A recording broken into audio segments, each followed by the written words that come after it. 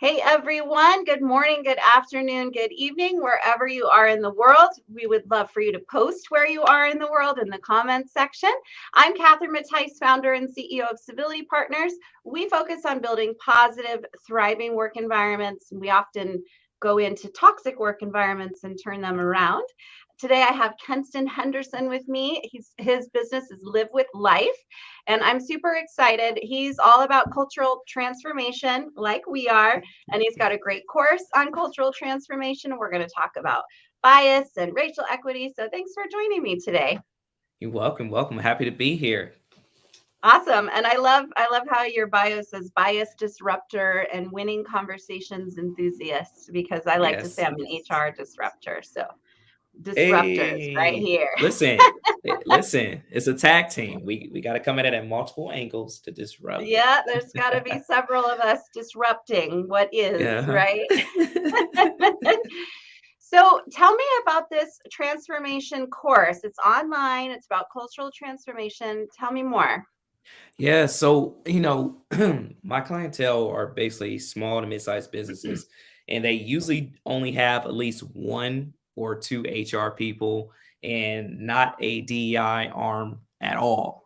And Hmm. so, I made this course with them in mind, so that way they can, those who truly want to start implementing DEI strategy and things into their culture, they can do so with the tools and templates that I created and videos. So that way they can still be building a culture of a healthy culture of inclusivity and belonging. So Yeah. it works. So how, tell me a little bit more. So if Yeah. I was wanting to sign up for this course, what are some of the types of kind of tangible nuggets I would get out of it? How long is the course? Yeah. So the course is, really 7 modules. And Okay. in each module, each module, it focuses um, on different things. And so one of the things that it focuses on is, of course, bias, how to identify Hmm. bias within my policies, my procedures. And so that way I can make sure it's not present. And it gives a lot of different tools and tips on where um, uh, they don't have to do not too much work, but they want to be able to see how they can do it. And so there's these thing called blind hiring tools. I'm sure you've heard of them, but Hmm. blind hiring tools where they can implement their job descriptions and it'll spit out any bias. But they can also put in their policies, their procedures, which is crucial um, to them doing that. And again, they don't have to have a big team to do that. Yeah. Um, Another part is helping them set the course or set their journey, which is having them look at the way they think, Hmm. shifting the mindset. And so, of course, I use the iceberg model, where we have to start with that mindset of the leaders. What is their current vision? What is their future vision? But how are they engaging currently? So that way we understand when we put this system and all the course things in place, that it doesn't get disrupted and canceled out before it even begins. And so just walking them through this journey of DEI, where they can acknowledge um, where they are currently, but where they want to go in the future. So Okay. it's pretty good. It's pretty good, if I It, might say. I'm not biased or anything, but it's No, not pretty at all. good. I mean, I love that. Well, it sounds pretty fantastic because I know just so many people out there looking for tools. And I sometimes joke, actually, a lot more than sometimes joke, that HR often has to be a ninja where they might not be able to get the CEO to agree to some big, giant $100,000 consulting program. But there's tools like yours out there where you can kind of ninja your way yes. into some DEI, even if you don't have a huge guarantee that the Yeah, CEO is really into it. And of course, you want the CEO's permission. exactly. But I also know, and they don't always agree with all the people-y stuff that HR wants to do. Yep, um, the people so stuff. The people stuff, yes. It's odd that human resources would be interested in humans and stuff. So weird. And I see a lot of people come from all over the world. We've got Florida, we've got Haiti, Hey. Nigeria, San Francisco, UK. Awesome to have all of you. By all means, please put questions in there. You've got an expert here. Type your questions in and we'll make sure to get those answered. So let's talk about racial equity. Yeah. I know that you talk about 7 keys of racial equity. Can you give us some information on 1 or 2 of those keys? So, one of the keys about racial equity is one thing. So, I did a TEDx in 2019, I released in 2020 Congrats. called "Can We Talk?" Thank you, thank you. And the big part of that talk was about how to have winning conversations about race. And Mhm. one of the keys is how do I effectively have conversation about race? Now, before we can even do that, we got to understand the why behind why do we need to have conversations about race in the workplace. And Mhm. so in that key, we talk about making it not so spooky, not so scary. We need to understand that race is a part of the world, the workplace. Mhm. And once we start just talking about the why behind it, then then you start to get the aha moments, the like, okay, this is why we need to talk about this. So for example, um, within the last 20 years, the EOC, so Equal Employment Opportunity, I did research in the last 20 years, there were over 660,000 cases of discrimination filed. Mm. Wow. Now, out of that 660,000, only 6,000 were approved to be paid out by the employer. Wow. And so I'm thinking, like, what happened to the rest of the 600 plus thousand, right? That's Yeah. only like 0.1% that got looked at. Well, it looks like billions in absenteeism, billions in people quitting, Mhm. billions in, we heard that this new term called quietly quitting, right? Mhm. And so people are taking big leaves of absences uh, and getting paid for it, and then they'll quit, Mhm. or they will, or in some of the other cases where they get settled outside the court. And so Mhm. again, there's all this discrimination taking place, and it's forcing the people who are taking the course to really look inside at their processes, their procedures, their systems. Like we all know, there's a HRIS system or HR. I don't know. There's so many. There's a different acronym now, but they got systems where if they would just look at it Uh-huh. and just see. I was just talking to someone or another group the other day, and Google is in hot water right now Mhm. because they did have their pulse on DEI as a whole, but they took their finger off the pulse as relates to equity. Who was Mm. getting access to opportunities, right? Who Mhm. was being promoted, who was being demoted, and they had all that the work, they had all the stats, Yeah, you but know they they stopped do paying because that's their attention. mission, right? Collect data. Yeah. Collect data. They got the data, but Yeah. they weren't. Somebody wasn't looking at the data, and so now they find themselves in a lawsuit. So Yeah, yeah. So, well, I want to answer Danny's question. He says, if C-suite aren't truly invested in culture programs, including DEI, get out of town. Challenge why we are even working with them. So, I think Danny's saying, I'm not sure that you can accomplish anything unless the C-suite's on board. So not this is a true. yeah, this is a great example. Let's talk about it. So let's say I'm an HR professional who thinks we need to have conversations about Yeah, race. Do I need my CEO's permission to yeah. do that? In a healthy culture, you do not. Yes. You're In right. a kind of non-toxic culture, there is going to be barriers. Now, however, those Mhm. barriers can be removed, and I call I tell people to gain an advocate, an Uh-oh, Kenston, you are ally, freezing for me. that needs somebody from the C-suite. Oh no, Yeah, you were freezing am I there for a here? second. Okay, start over. I heard you say Okay, get I'll an start over. advocate. Yep. So get an ally, get an advocate, someone who can help with that area of influence Mhm. and that area of buy-in to talk to the leader, right? To get their buy-in, so that way they can, talk about it. But again, in our world of HR, you're going to have to bring systems. Mhm. Again, finding out what those stats are on your hiring practices, and find those stats on the promotions, the rate increases, and then bring it to the table. So preparation is going to be key before you even have the conversation, to make sure that you're looking at how is it affecting the bottom line. That's Mhm. what they want to know. The C-suite Right. leader wants to know, how is this affecting the bottom line? Because if it's not, why should I care? Right? Of course Right. they should care anyway.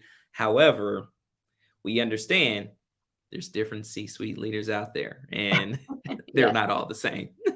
Yeah, I always say I feel like, we shouldn't have to sell our services, you and I, but sometimes it's a real kind of like, trust me, it's costing you money if you don't fix it. Yep. Yep. Erica says in a non-healthy culture, the talk still needs to be had. How can you suggest starting that conversation? Great question, Erica.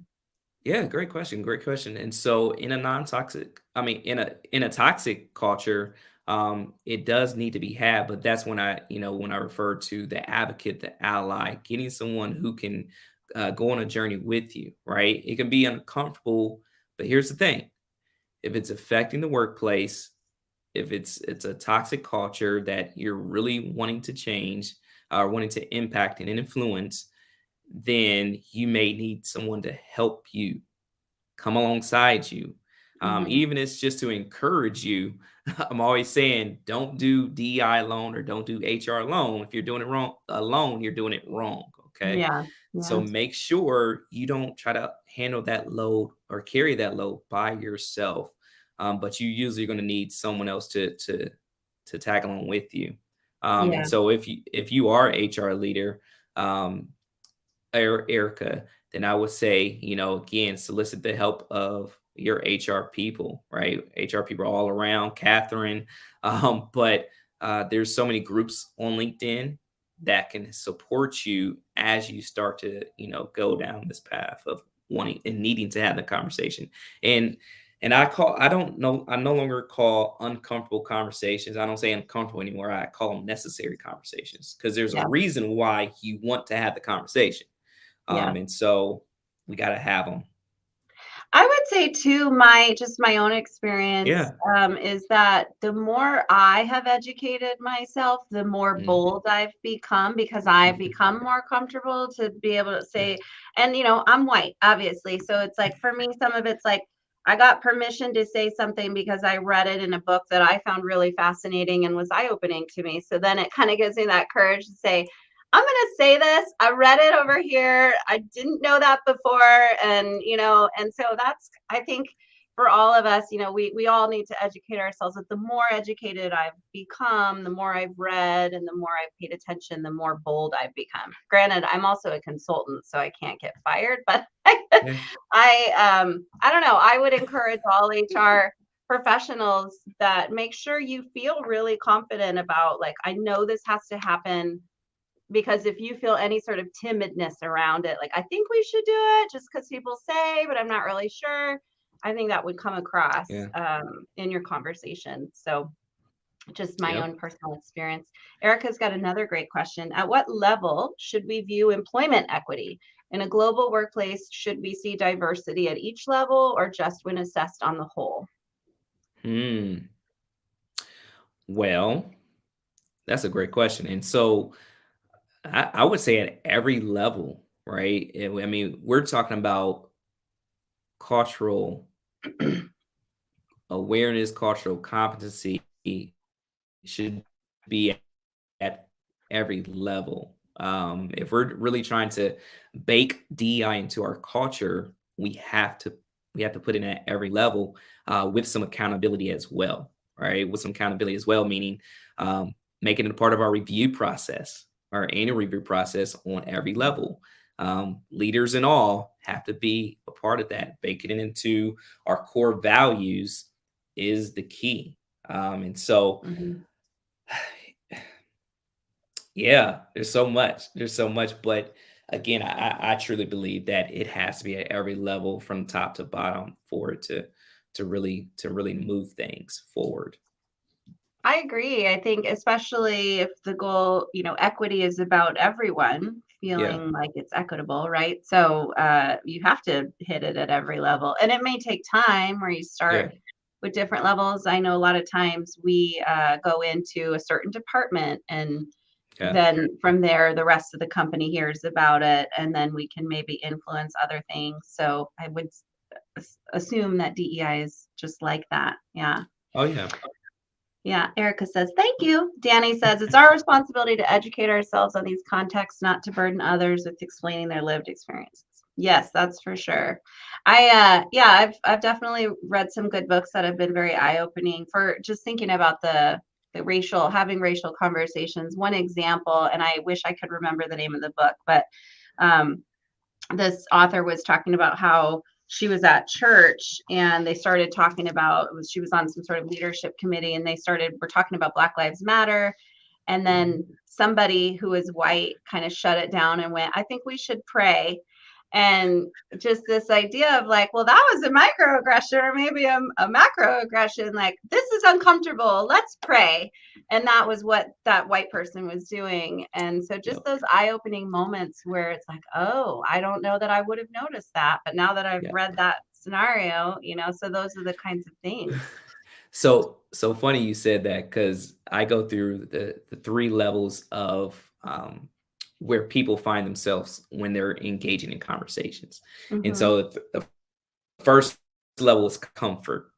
Uh-huh. Comfort's where it's all about me, nobody else. It sounds like what you just said, so what you described, and but it also sounds like, well, it's not affecting me, we don't need to talk about it. Or Yep. I'm afraid that I may say the wrong thing, so I won't say anything at all. That's Yep. And comfort. I'm going to cut it off and we'll pray, which is a good thing to do, but just the way it was presented, not so. Yeah. Mm-mm. They weren't ready for the conversation, and I tell people you're going to have people like that that are truly not ready, and so there's always rules of engagement when presenting things that are deemed uncomfortable, and and that's just one of those. You will be uncomfortable, okay, but here's the thing: you got to lean in. Yep. Right? It's life, right? If we think about any change that has ever happened to us in life, there was some level of discomfort. There's some level of anxiety. However, if it's something that we really wanted to do, then we will lean in and Mm-hmm. we will move through it. And they were in there, here we are. So just like us starting our businesses, right? There was Yep. some level of discomfort, A big but level we of kept discomfort. right? Huge levels, right? Yeah. But each time we kept moving forward, we moved through it. Yeah. And that's where we do a lot of training that we call it's called from bystander to upstander, where we Mm, want people to notice those scenarios and then step in, which is also uncomfortable. So that if you're in that yeah, situation where someone cuts it off and says, let's pray, that somebody in the room's got to say, well, hang on, I thought we were having a pretty good conversation. We can pray when we're done, but I'd like to keep talking about it. um and yep, you don't have to be an upstander, doesn't have to be shame on you, what are you doing, just like, yep, hey, let's shift the conversation back. Yeah. yeah, yeah. And that's Erica says, tell me the rules of engagement. oh, okay, Erica, you got to pay for that. No, That's in the course. it's in the course. You got to pay for that. No, I'll give you a few rules. And so it's just standard rules is letting everybody know who's a part of the conversation that this is a non-judgment zone. Like just non-judgment, period. Number one. Number two would be you're choosing, everybody has to choose to listen to others who are talking. You're choosing to be respectful in the conversation without when others are talking. You're choosing to empathize with people when you're talking to them, Mhm, right? And then you're mature enough not to react, even if you're offended. That one can be very hard, but mhm. if everybody has that understanding, then it's going to go well. But and then the last rule, I'll give you the last one, is called it's choosing to participate. You got to be a participant in the conversation. Now, some people, they will rather just sit back and not say anything. However, even if it's active listening, you're choosing to participate. Okay. You're listening to understand, not to Mhm. be offended, not to get defensive, but you're really trying to go towards a common goal. I love that. Thank you. Erica says she loves it too. I'll bill you later. Okay. I'll do you That was know. $10,000 worth of advice right there. Boom. Just there. Uh, so tell regarding your course, who's the audience for that? I'm assuming, sounds like HR. Are there other Yeah. groups? I would say HR leaders, DI leaders, and business owners. Again, who really has that threshold of employees of between, I would say, 50 and 250. Again, they don't have that HR strong presence. And maybe one HR person, and that's it. But you really want to be able to implement this into the culture. Those would be my audience people. Okay, sounds good. Do we have any other questions? Going once, going twice. All right. Well, thank you so much, Kenston, and I look forward to seeing you in Vegas. I am sure you'll be accepted at Yes, at the SHRM conference. I'm not I even hope worried so. about it. I hope so. All right. Thanks all. And where can everyone get a hold of you? So under on all my social media is under Live with Life, and whether it's IG, whether that's LinkedIn, I even got TikTok, so I'm on there doing some crazy stuff. Don't judge me, okay? We're But dipping in there too. Yeah. but yeah, Awesome. Okay, so he's all over the internet. Just give him a holler if you have more questions, and if you want to check out the course. It sounds like a good course for all of us to invest in. So thank you again for spending some time with me this morning. I appreciate it. you're welcome.